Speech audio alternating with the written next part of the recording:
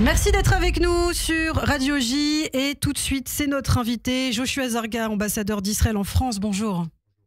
Merci beaucoup d'être avec nous. Vous avez été convoqué hier pour la 3e fois d'ailleurs depuis le mois d'octobre dernier par le Quai d'Orsay à la suite d'un incident survenu mercredi à Jenin en Judée-Samarie lors de la visite d'une délégation de diplomates étrangers organisée à l'initiative de responsables palestiniens.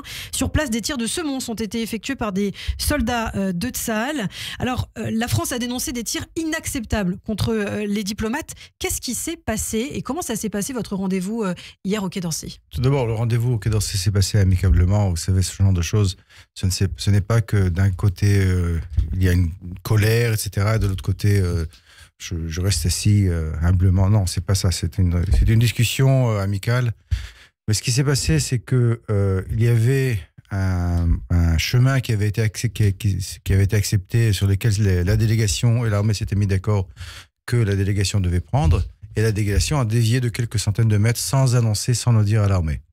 Ils sont tombés sur une patrouille de jeunes soldats qui ne savaient pas qui c'était et qui ont eu peur, qui ont craint que c'était quelque chose qui ne devait pas aller sur place et qui ont donc tiré quelques tirs en l'air pour les éloigner. Alors, bien sûr, les soldats n'auraient jamais dû tirer ces coups de feu. Parce que quand même, on voit que c'est des gens en costume, on voit que c'est des gens... Ce n'est pas une menace. Et c'est pour ça que l'armée, immédiatement, s'est excusée. Mais franchement, parler de menaces, de mort pour les diplomates, etc., c'est un peu exagéré. Nous sommes, je dirais, Israël s'est excusé pour cet incident. Et de l'autre côté, ce qu'il faut vérifier, c'est pourquoi, justement, la délégation avait dévié du chemin sur lequel ils s'étaient mis d'accord, sans l'annoncer à l'armée, ce qui a mis en danger, effectivement, ce qui aurait pu mettre en danger la délégation. Parce que, n'oublions pas, s'ils sont rentrés dans une zone de combat.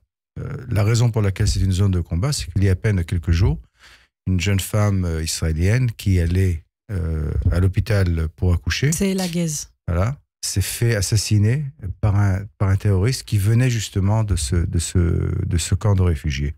Et donc, rentrer dans une zone de combat sans l'annoncer, sans le dire, est dangereux. C'est une chose qui n'aurait pas dû être faite. Le 13 mai dernier, sur TF1, le président de la République, Emmanuel Macron, a affirmé que ce que faisait le gouvernement israélien était inacceptable, était même une honte, laissant par ailleurs le soin aux historiens, je cite, de qualifier ou non de génocide le sort des Palestiniens à Gaza. Alors malgré tout, même si vous dites que la relation est amicale, que ça s'est bien passé au Quai d'Orsay, est-ce que vous avez le sentiment, l'impression que la relation entre nos deux pays, la France et Israël, se dégrade ? Bon, la relation est tendue ces derniers temps, disons comme ça. On ne peut pas dire les choses différemment. Elle est tendue, mais je pense qu'il y a au cœur de ce qui se passe, il y a un malentendu au sujet de la distribution de l'assistance humanitaire. Et je pense qu'il est important, en tout cas, que ceux qui le veulent sachent exactement ce qui se passe. Ce qui se passe, c'est pourquoi nous avons arrêté l'assistance humanitaire quand nous l'avons arrêté et quelles solutions nous avons trouvées. Pendant la trêve, le cessez-le-feu, nous avons découvert que le Hamas avait pillé toute l'assistance humanitaire qui était distribuée aux Palestiniens, qui était distribuée justement par les organisations onusiennes et les différentes NGO, et ensuite la revendait. Et la revendait à ceux qui avaient de l'argent. Ceux qui n'avaient pas d'argent, ils ne le revendaient pas. Et il reste énormément de cette assistance humanitaire, même aujourd'hui à Gaza, entre les mains du Hamas. Et donc, ce que nous avons dû faire, c'est mettre en place un système de distribution qui pourrait contourner le Hamas et distribuer l'assistance humanitaire directement aux Palestiniens, aux Gazaouis. Et c'est donc ce que nous avons fait. Nous avons mis en place un système de distribution qui pourra distribuer directement toute l'assistance humanitaire qu'il fallait pour la donner directement aux Gazaouis, pensant justement que les Gazaouis avaient droit à cette assistance humanitaire et que nous ne voulions pas qu'elle tombe entre les mains du Hamas, cette organisation terroriste, qui l'utilisait d'une façon cynique. Aujourd'hui, quand vous entendez dans les médias, certains, d'ailleurs même aussi certains responsables politiques, parler de famine à Gaza, qu'est-ce que ça vous inspire ? Qu'est-ce que vous avez envie de répondre ? Premièrement, ce qui se passe, et c'est terrible ce qui se passe aujourd'hui dans l'Occident, mais aussi en France, c'est que certains dirigeants politiques adoptent la propagande du Hamas et en parlent comme si c'était une réalité. Quand on parle de famine, quand on parle de génocide, c'est quelque chose qui est tout à fait inacceptable. Il n'y a ni génocide, ni famine à Gaza. il y a certaines régions dans la bande de Gaza où il n'y avait pas suffisamment de nourriture. Et c'est justement pour ça que nous avons mis en œuvre ce plan que nous avions développé avec les Américains pour distribuer directement l'aide humanitaire. Dire qu'il y a un génocide à Gaza, c'est simplement tourner l'histoire de, comment dire en anglais, upside down, c'est la mettre sur la tête. Parce que ce que veut le Hamas, c'est créer un narratif de guerre et de génocide qui leur aidera ensuite à dire, voilà, maintenant nous avons donc droit à notre État à cause de ce qui s'est passé. Mais c'est pas du tout ça.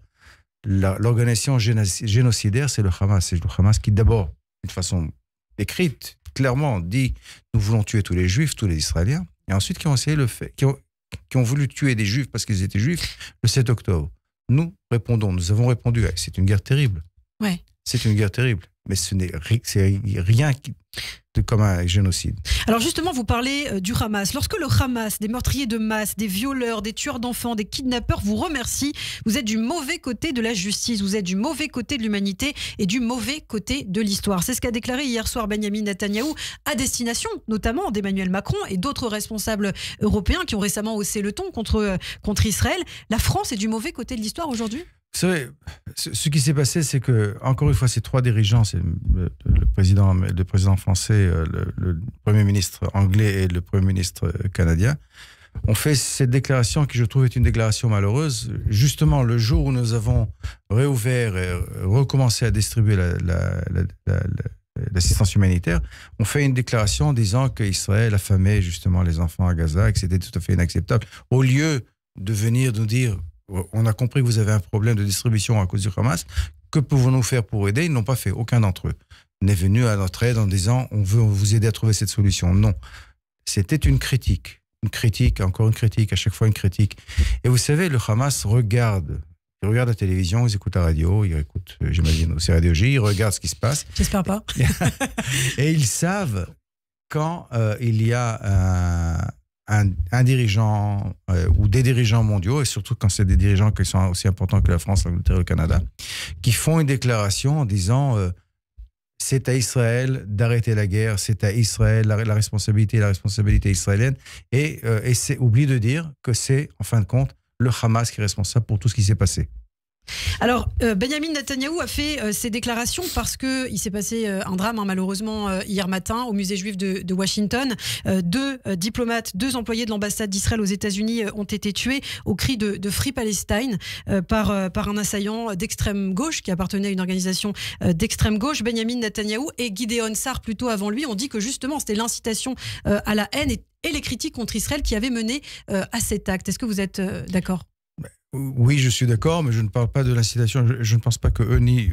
bon, c'est vrai que notre ambassadeur aux États-Unis a dit quelque chose, mais je pense que c'était plutôt sous le coup de l'émotion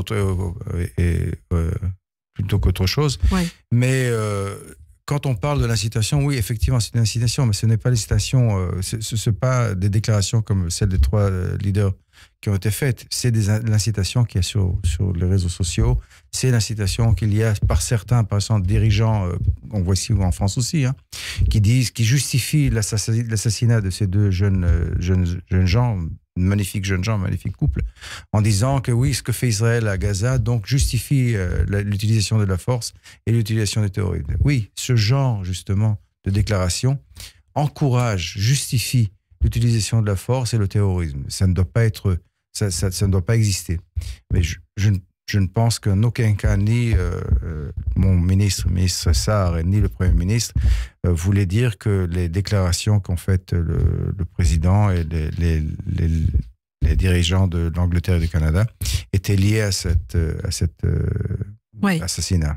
Alors on parle de la relation entre la France et Israël. Il y a une information qui a circulé hier, qui a été diffusée. Le gouvernement israélien, selon certains journalistes, qui voudrait saisir un domaine français à Jérusalem, le tombeau des rois. Alors est-ce qu'on a des infos là-dessus Oui, on a des infos. C'est un fake total.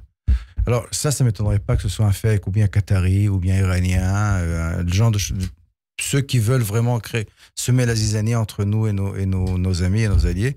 C'est un fake total. Franchement, je vous dirais que j'ai reçu ça de l'Élysée dès que ça a été publié, me disant mais c'est quoi ça ? Alors on a vérifié jusqu'au ministre lui-même.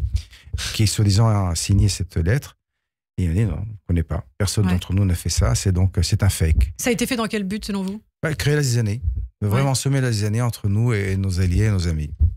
La France pourrait par ailleurs reconnaître un État palestinien dès le mois prochain, très bientôt, dans quelques jours, lors d'une conférence de l'ONU prévue à New York du 2 au 4 juin, coprésidée donc par Paris et par l'Arabie Saoudite. Quelles seront les conséquences justement de la relation France-Israël si une telle reconnaissance avait lieu? Parce qu'on a vraiment l'impression qu'Emmanuel Macron n'en démord pas, il est certain qu'il va le faire. Vous savez,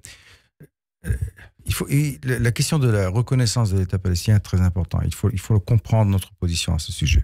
Alors je vais essayer j'ai quelques minutes, je vais essayer de la décrire exactement. Premièrement, l'idée de la reconnaissance de l'État palestinien aujourd'hui, quand la guerre continue, serait un désastre. Parce que ce que ça ferait, c'est que ça ferait du 7 octobre, même si ce n'est pas la volonté de le faire par le président, ça ferait du 7 octobre le jour national palestinien. Ça veut dire un acte de terrorisme, le pire pogrom qui a eu lieu, la pire attaque, le pire massacre que les Palestiniens, que les terroristes ont fait contre Israël et contre des Juifs depuis l'Holocauste, deviendrait un jour de fête, qui serait reconnu par la communauté internationale. Donc c'est quelque chose qui est tout à fait inacceptable. Donc il faut d'abord terminer la guerre complètement.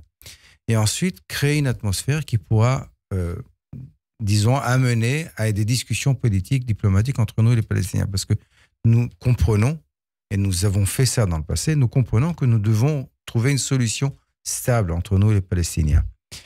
Et nous savons, vous savez, Israël a proposé dans le passé 4 fois la création d'un État palestinien. C'est Israël qui a proposé aux Palestiniens 4 fois la création d'un État palestinien, et c'est les Palestiniens qui l'ont rejeté. On n'en parle pas suffisamment. Alors, ce n'est pas que l'idée même est une idée à laquelle nous sommes opposés. Simplement, si Israël, dans le passé, était prête à payer un prix énorme, à prendre des risques pour la paix avec les Palestiniens, et donc leur permettre d'avoir une armée à côté de la nôtre, leur permettre d'avoir un pays, un État dans lequel ils auraient le contrôle de leurs frontières, etc. Aujourd'hui, c'est impossible. C'est tout simplement impossible après le 7 octobre. Alors donc, il faut parler peut-être, éventuellement, mais pas aujourd'hui, justement, à cause de ce que j'ai dit auparavant, parler de l'idée de comment créer des conditions qui pourront mener à la paix. Parce qu'aujourd'hui, ça paraît quand même compliqué. On a appris ce matin que, justement, ce week-end, il va y avoir des intensifications d'opérations. 75% du territoire palestinien va être conquis, entre guillemets, par Tsahal pour détruire le Hamas. Ouais. Là aussi, il y a malheureusement, à cause de certains... par exemple, l'AFP qui utilise des termes qu'ils ne comprennent pas. Je pense qu'ils n'ont personne qui parle qui parle hébreu, à Jérusalem. Ils utilisent des termes qui ne sont pas des termes précis. Notre but n'est pas d'annexer la bande de Gaza, notre but n'est pas de repeupler la bande de Gaza, bien au contraire. Ce que nous voulons faire, c'est rentrer dans la bande de Gaza. C'est vrai, on va rentrer, disons, c'est pas seulement rentrer et sortir, rentrer, nettoyer la bande de Gaza de ce qui reste de terroristes, d'armes, etc. et ressortir pour permettre la reconstruction. Parce que ce que nous faisions jusqu'à présent, c'était nous rentrions, il y avait des combats et nous sortions. Et donc, ça ne marche pas parce que le Hamas ne veut pas se désarmer, parce que le Hamas ne veut pas quitter. Et surtout, le Hamas n'accepte pas de nous rendre nos otages. Alors, on a l'impression quand même qu'Israël a du mal à communiquer sur ses opérations. Gaza est devenu un mouroir, pour ne pas dire un cimetière. C'est ce qu'a affirmé cette semaine sur France Inter Jean-Noël Barrot, le ministre des Affaires étrangères. Mais au-delà des déclarations politiques, il y a aussi ces personnalités juives, françaises, qui haussent le ton. Certains parlent de faillite morale, d'autres de nettoyage ethnique. Ont du mal finalement à comprendre la direction actuelle des opérations à Gaza. Pourquoi ? Est-ce que justement c'est un manque de communication efficace ? C'est quoi selon vous ? Je pense que d'abord il y a un investissement énorme par les Qataris et par d'autres dans le financement de la propagande palestinienne, de la propagande plutôt du Hamas. Et malheureusement, certaines personnes l'écoutent en pensant que c'est de la réalité, justement en parlant de famine et parlant de manque de nourriture. Vous savez, mais je veux dire au sujet des discussions qu'il y a au sein de la communauté juive et des différentes personnalités, notre ADN, c'est de discuter, de ne pas être d'accord. Notre ADN juif, c'est vraiment de ne jamais être d'accord, de discuter, de parler de tout. Et donc, c'est tout à fait légitime. Je ne veux pas dire que c'est illégitime de dire quelque chose ou de dire d'autres choses. Il serait bien que les gens qui veulent nous critiquer, qui veulent comprendre exactement ce qui se passe, nous contactent. Si j'avais été contacté par ces personnes qui avaient des doutes au sujet de la distribution de l'aide humanitaire, je leur ai expliqué exactement pourquoi nous avons arrêté pendant un certain temps l'aide humanitaire et comment nous avons pu reprendre la distribution de cette aide. Nous ne pouvions pas en parler auparavant parce que c'était un programme que nous avons développé avec les Américains et comme c'était quelque chose de difficile à faire, oui. C'était en négociation, c'était en discussion avec les Américains et en fin de compte, dès qu'on a décidé de ce programme et dès qu'on l'a mis en œuvre, et non seulement ça, on a construit des infrastructures dans la bande de Gaza pour la distribution de l'assistance humanitaire, on a pu en parler. Et donc, c'est dommage que ces personnalités ne soient pas venues. Elles ont mon numéro de téléphone. Elles auraient pu me contacter, demander voilà, qu'est-ce qui se passe. Mais c'était même dire des choses difficiles. Et je leur ai expliqué exactement quelle était la réalité. Alors, il y a cette relation qui se tend entre la France et Israël. Et puis, avec l'Union européenne, Israël qui a réagi avec colère à l'annonce d'un possible réexamen de l'accord d'association européen dont bénéficie l'État hébreu. Quelles conséquences pour Israël, justement ? Pour l'instant, c'était un projet de révision qui n'a pas été accepté, mais franchement, nous avons un problème dans certains pays occidentaux quand ces pays occidentaux adoptent la propagande du Hamas au lieu de regarder exactement ce qui se passe. Ça vous fait peur d'être isolé justement de la communauté internationale ?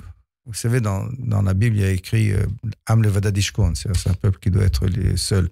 J'espère que ce ne sera pas le cas, mais oui, bien sûr, l'Europe est un partenaire d'échanges commerciaux très important, un allié aussi.